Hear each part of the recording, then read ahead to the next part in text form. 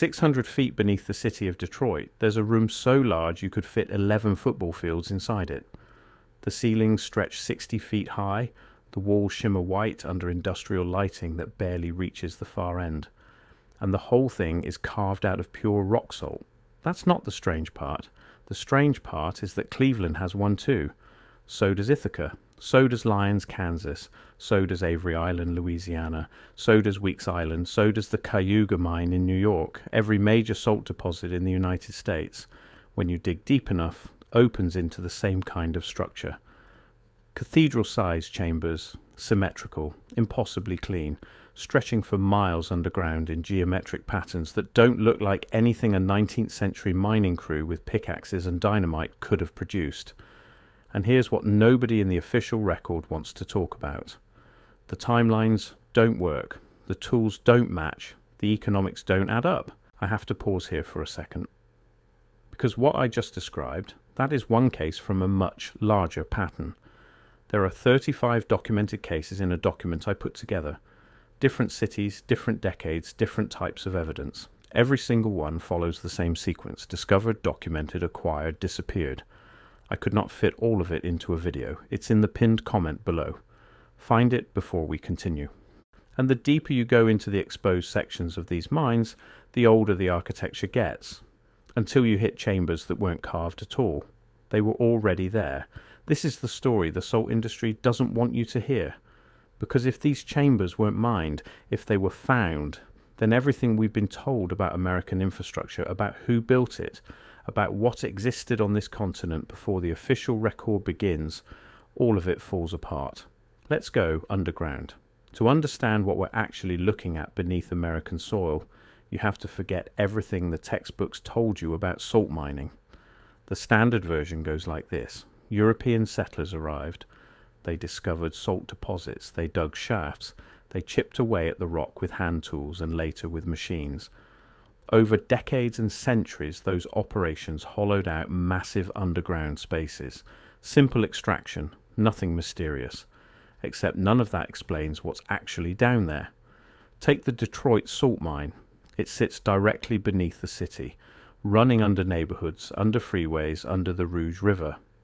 The operation officially started in 1910 when the Detroit Salt and Manufacturing Company sank the first shaft. By the time the mine reached full production in the 1920s, the underground complex spanned over 1,500 acres. That's roughly the size of the entire downtown core above it. Now think about what that means. In less than 20 years, using early 20th century equipment, a single mining company allegedly excavated a subterranean city beneath one of America's busiest industrial hubs. They removed millions of tons of rock salt. They carved out rooms with flat ceilings and perpendicular walls. They created a road system underground that trucks could drive through. And they did all of this without collapsing the surface, without disrupting the water table, and without any engineering failures that would have shut the whole project down. The official story asks you to believe this was just good mining practice, but when you look at the scale of what's down there, that explanation starts to crack. Directly south of Cleveland, Ohio, beneath Lake Erie itself, sits the Cargill Salt Mine. The shaft drops 1,800 feet straight down. At the bottom you find corridors that stretch for miles in every direction. The rooms are enormous. Some of them span 200 feet wide, with ceilings tall enough to fit a 6-story building inside. The walls are smooth. The geometry is precise. And the whole system follows a grid pattern that looks less like organic excavation and more like something that was planned from the start. The mine opened in 1961. Cargill claims their engineers designed the room and pillar layout for structural efficiency. And sure, room and pillar mining is a real technique. You leave columns of unmined material to support the ceiling while you remove everything else around them. It's practical. It makes sense. But here's what doesn't make sense. The pillars in the Cleveland mine aren't rough-hewn support columns left behind by workers who were in a hurry to extract product. They're uniform. They're evenly spaced. Some of them have surfaces so flat they look machined, and the rooms between them aren't the irregular, jagged spaces you'd expect from blasting and excavation. They're rectangular, They're symmetrical. They look engineered, and Cleveland isn't unique. The same patterns show up in every major salt mine in the country. Head west to Hutchinson, Kansas, and you'll find the Stratica mine, which opened in 1923. It drops 650 feet underground into the Hutchinson Salt Mine, a geological formation that spans most of central Kansas.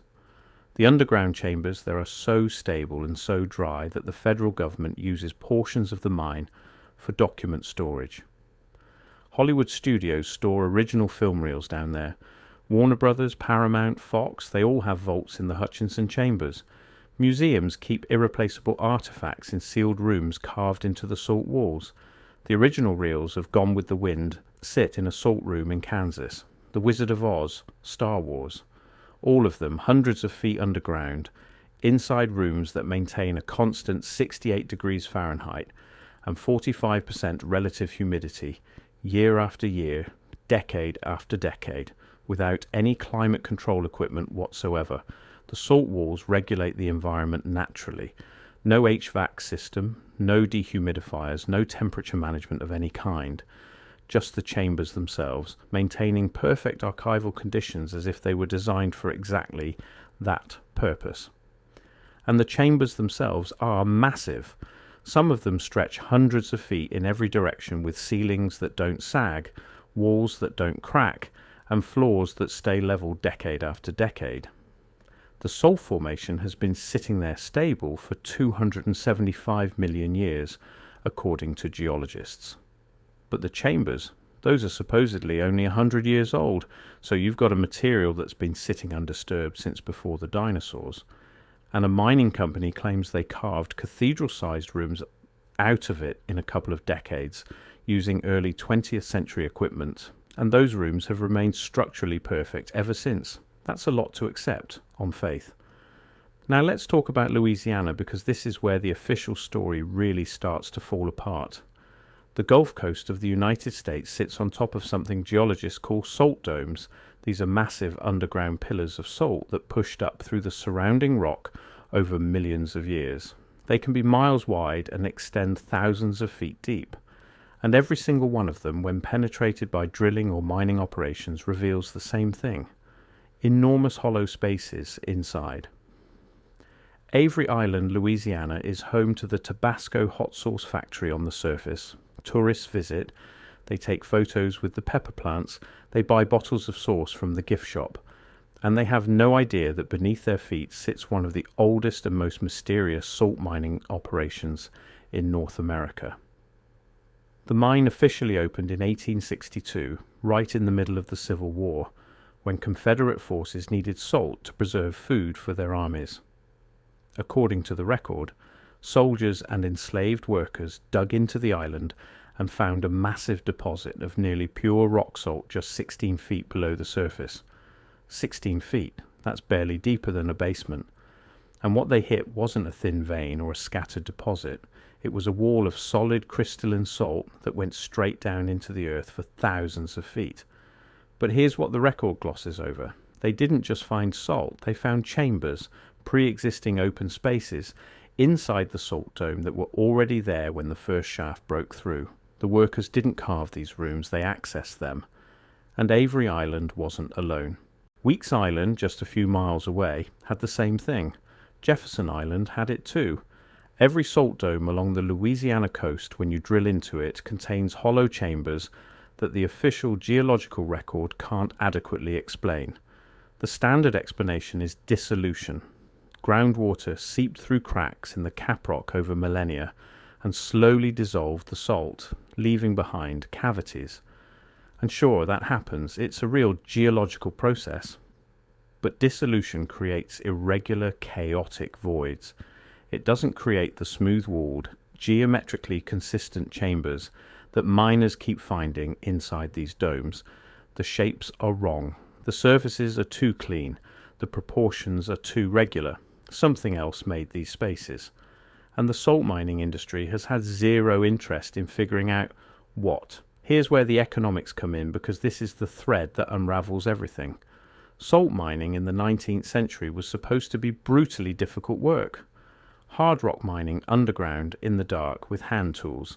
Every pound of salt had to be chipped out, hauled to the surface, and transported to market. The labour costs alone should have made the product prohibitively expensive. But it wasn't. Salt in 19th century America was cheap. Strangely cheap. The prices don't match the alleged production methods.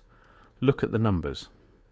By the 1880s, the United States was producing over 8 million tons of salt per year. That's not a typo.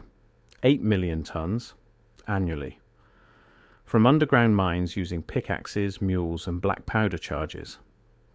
The workforce needed to produce that volume, given the technology of the era, would have been astronomically large. We're talking hundreds of thousands of dedicated miners across multiple states, working year-round. But the census records from that period show nothing of the sort. The salt mining workforce in the entire United States never exceeded a few thousand people during the 19th century. A few thousand workers producing 8 million tons of product per year. Even with the most generous estimates of productivity, the math doesn't balance, unless they weren't mining it in the traditional sense, unless large portions of that salt were already accessible in pre-existing chambers that just needed to be hauled out. That changes everything. Because if the chambers were already there, then the mining companies weren't building infrastructure from scratch. They were exploiting something that already existed. They were taking credit for engineering that someone else did a long time before they arrived. And this is where the Tartaria question becomes impossible to avoid. For anyone unfamiliar, the Tartaria hypothesis suggests that a vast, technologically advanced civilization existed across much of the northern hemisphere before the official historical record begins. This civilization, according to the hypothesis, built the infrastructure that modern nations later claimed as their own. Grand buildings, underground networks, transportation systems, energy grids, all of it attributed to 19th century ingenuity, when in reality, the people who showed up after the reset simply moved into what was already there. The salt mines fit this pattern perfectly. Think about it. Every major salt deposit in the United States contains cathedral-sized chambers that defy easy explanation. The mining timelines are suspiciously compressed. The labor economics don't add up. The geological explanations for pre-existing voids are inconsistent with the actual geometry of the chambers. And the companies that operate these mines have never, not once, funded or permitted independent archaeological investigation of the oldest, deepest sections. Why not? If there's nothing to hide, why won't they let researchers in? The answer, according to those who've studied this pattern, is that what's down there doesn't match the story we've been told. And the salt industry, which generates billions of dollars in annual revenue, has zero incentive to let that story be questioned. Let's go deeper, because the chambers are just the beginning. In 2003, a geophysical survey of the Weeks Island Salt Dome in Louisiana revealed something that never made the mainstream press. The survey, conducted using ground-penetrating radar and seismic imaging, found anomalous structures deep inside the dome that didn't match any known geological process.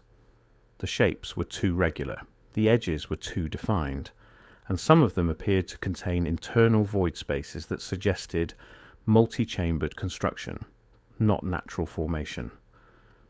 The survey results were quietly filed with the Department of Energy, which had been using Weeks Island as a strategic petroleum reserve site since the 1970s.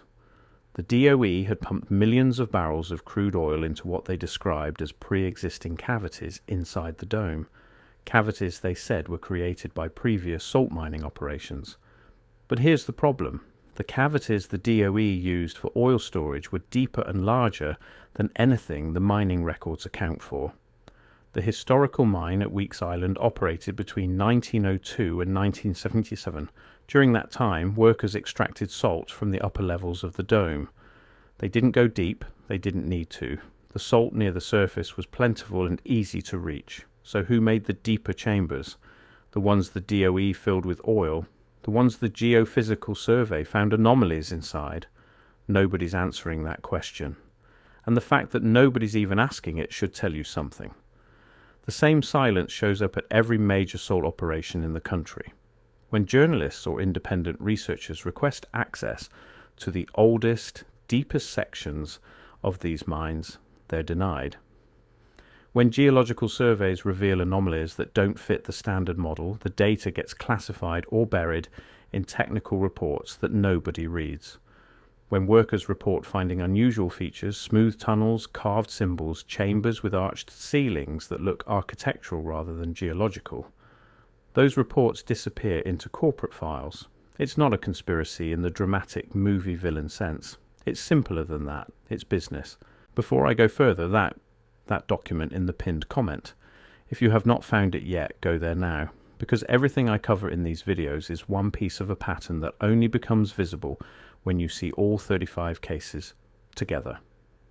The document shows you the full pattern. What I can show you here is the surface. What is down there is everything underneath it. Pinned comment now, then come back. The salt industry makes money by extracting and selling a product.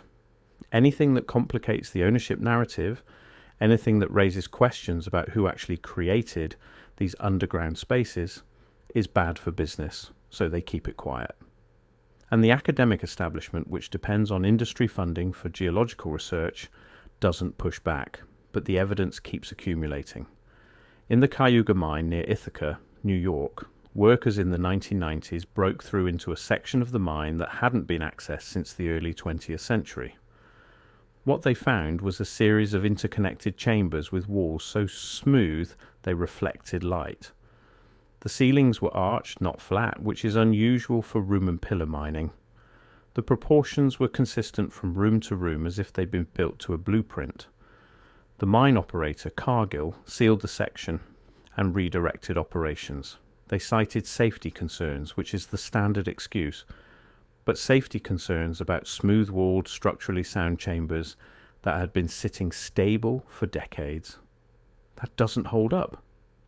In the Retzoff mine, also in New York, which was the largest salt mine in the Western Hemisphere before it flooded in 1994, miners had reported finding carved stone artifacts in the deepest levels throughout the mid-20th century. Small objects, shaped stones, things that didn't belong in a salt formation that was supposedly 400 million years old and completely sealed until modern mining broke through. The Retzoff flooding itself raises questions. The official cause was a roof collapse in one of the lower chambers that allowed groundwater from the aquifer above to pour in. The mine flooded completely in less than 2 years, destroying the entire operation. But some geologists who studied the collapse noted that the chamber that failed wasn't one that the mining company had excavated. It was one they'd found already open. And the structural characteristics of that chamber, the wall thickness, the ceiling span, the geometry, didn't match anything the company's engineers had designed. Something built that chamber. And whatever built it didn't account for the water table above it. Or maybe they did. And something changed in the intervening centuries that altered the hydrology of the region. Either way, the chamber that killed the Retzoff mine wasn't man-made, at least not by anyone in the modern record. Now let's connect the dots across state lines because the pattern is national. Salt deposits in the United States follow two major geological formations: the Silurian salt beds of the Northeast and Great Lakes region, and the Jurassic-era salt domes of the Gulf Coast. These two formations are geologically distinct. They formed at different times, under different conditions, in different environments. They have different mineral compositions and different structural characteristics. And yet, when you mine into both of them, you find the same thing. Cathedral-sized chambers with similar proportions, similar wall finishes, and similar geometric layouts. How is that possible? If these chambers were created by natural geological processes, you'd expect them to look completely different in the Silurian beds versus the Gulf Coast domes. Different geology should produce different void shapes. Different mineral compositions should produce different dissolution patterns. Different ages should produce different structural characteristics. But they don't. The chambers are remarkably similar across formations that have nothing else in common. The geological establishment has never adequately explained this consistency. They wave their hands about dissolution and stress fracturing and plastic deformation of salt under pressure. And those are all real processes. They all happen. but none of them produce the kind of regular, repeated, architecturally consistent void spaces that show up in mine after mine after mine across the entire continent. The simpler explanation, the one that nobody in an academic position can afford to say out loud, is that someone built them, the same someone, using the same methods, across the entire landmass, and they did it before anyone currently on record was around to take credit. This brings us to the economic question that makes historians uncomfortable. If pre-existing salt chambers were the foundation of the American salt industry, then the entire economic narrative of the 19th century needs revision. Salt wasn't just a commodity in the 1800s, it was strategic. Before refrigeration, salt was the only reliable method of preserving food. Whoever controlled the salt supply controlled the food supply. And whoever controlled the food supply controlled the population. The Erie Canal, completed in 1825, was built explicitly to transport salt from the deposits in central New York to the eastern seaboard. That's not speculation. The canal's economic justification in the original legislative proposal centered on salt. Governor DeWitt Clinton's own correspondence refers to the salt trade as the primary revenue engine for the canal project. Without salt, there's no canal. Without the canal, there's no New York City as we know it. The financial district, the banking industry, the mercantile exchanges, all of it traces back to salt revenue flowing through a waterway that was built to move product from mines that were producing at volumes that shouldn't have been possible. The canal was a salt highway, and it made New York the financial capital of the nation. But the standard history tells us that all of this wealth, this infrastructure, this economic power was generated by men with shovels digging salt out of the ground 1 ton at a time. Does that really track? The canal moved 300,000 tons of salt in its peak years. That salt came primarily from the mines around Syracuse and the Finger Lakes. The workforce at those mines was small, the equipment was primitive, and yet the output was enormous, unless the mines were accessing pre-existing stockpiles, unless the chambers were already full of salt that just needed to be loaded onto barges and shipped east. In that scenario, the economics suddenly makes sense. Low labor input, high product output, massive profit margins. The salt wasn't being created by mining, it was being harvested from chambers that someone else had filled. And whoever that someone else was, they didn't leave their name on the deed. The same pattern shows up with the salt industry's relationship to the railroad. Salt mines and railroad lines in 19th century America overlap with suspicious precision. Major rail routes just happen to run directly over or adjacent to the largest salt deposits. The Michigan Central Railroad ran right through the area above the Detroit mine. The Lakeshore and Michigan Southern Railway connected directly to the salt operations near Cleveland. The Atchison, Topeka, and Santa Fe cut straight through the Kansas salt beds. Every single time the railroad was there first, as if the route planners knew exactly what was underneath them. The standard explanation is that railroads were built to serve the mines, but the timing suggests the opposite. Many of the rail lines were constructed before the mines officially opened. The infrastructure was in place before anyone supposedly knew the salt was there. The tracks were laid, the stations were built, the freight schedules were established, and then, almost as an afterthought, someone announced they'd discovered salt deposits right next to the rail corridor. Unless they did know. Unless the rail builders had access to information about underground resources that didn't come from their own surveys. Unless maps existed, older maps that showed where the chambers were located. Maps that predate the railroads. Maps that predate the United States itself. Those maps, if they exist, have never surfaced publicly, but their shadow is visible in the pattern of development. Railroads, mines, and processing facilities appearing in perfect coordination, as if following a pre-existing blueprint. Let's talk about what's actually in these chambers, because the salt itself is only part of the story. Pure rock salt, the kind found in these mines, is remarkably unusual from a geological perspective. Most natural salt deposits are contaminated with clay, sand, gypsum, and other minerals. They're dirty. They require processing before they can be used commercially. But the salt in the cathedral chambers is different. It's almost chemically pure, 95 to 99% sodium chloride.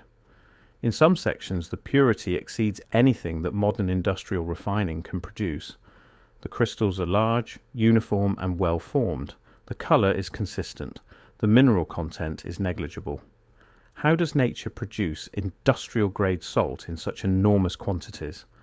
The standard explanation involves evaporation of ancient seas, where saltwater basins slowly dried up over millions of years, leaving behind concentrated salt deposits.